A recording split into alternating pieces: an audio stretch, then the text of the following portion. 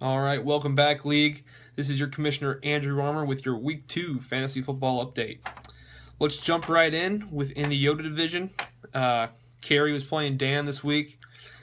Carey was going with Odell Beckham against the Falcons, who had their number 2 corner on him for most of the game. Big game for him. Put that with a kicker that got 20 points. And put Dan in a hole. Dan, your quarterback, I was ragging on him last week, but he showed up this week big. Peyton Manning looked great. But Jeremy Hill, 2 fumbles, got benched. Not looking good for him. I hope he keeps that up. I got you next week. But good job for Carey this week on the victory. Also in that division, I was playing Dell.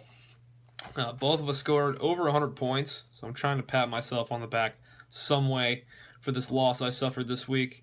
Another common theme throughout the day was the defenses and the kickers scoring big. Dell, yours outscored mine by 30 points.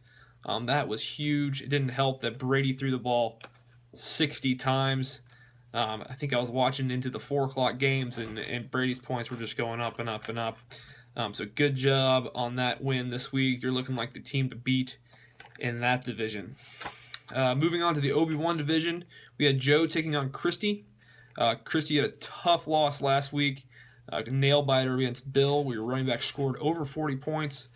This week, running backs only got you 12 points, and that was the difference there. Joe basically had this thing wrapped up on Thursday night. You had Emmanuel Sanders with 2 touchdowns, and another defense, the Broncos, putting up over 20 points and sealing that victory for Joe. Not all positive, though, for Joe. C.J. Anderson, another running back that's looking like he might be a bust. I'm shopping a running back, Joe, if you want to talk.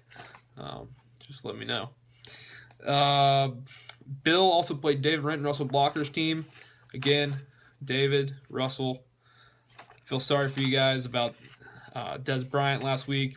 You were able to get Terrence Williams on the waiver wire. Great pickup there, but this week, Tony Romo goes out. You guys just can't catch a break. No one to throw him the ball there now. The Ravens defense also looked like a good play last week, but against Oakland, but they came up with negative points there. 15-point swing on your defenses. Again, defense is playing a big theme this week. Bill capitalized on that. He got the W. I think there was just too much Antonio Brown last week, almost 200 yards and a touchdown. So congrats to Bill on the win. He and Joe both 2-0, looking like the top 2 teams in that division. Moving on to the last division here, Skywalker division. Phil taking on Russell Kemp. Russell, same story as last week. Aaron Rodgers, a beast, no doubt. But the rest of your team just needs to get on his level. Might need to have a pep talk. Might need to send a text to your team. Hey, look what Aaron's doing. You guys need to do that.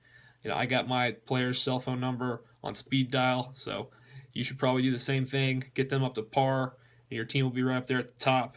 But right now, it's just Aaron Rodgers' show. And Phil, Larry Fitzgerald coming out of the fantasy grave to score 30 points. And he also had, I think, the quarterback going. So he had Carson Palmer. Every time they scored a touchdown, that was 10 points for you. I think they did it 3 times. So great win, dominating win over Russell. So congrats to Phil on that one. The only other game in that division was Steve Keener and David Ford. Steve, I thought you looked promising for another one of those close wins that you know how to pull out so well. But David playing the defense on Monday night. Jets picked him off, I think, 2, maybe 3 times.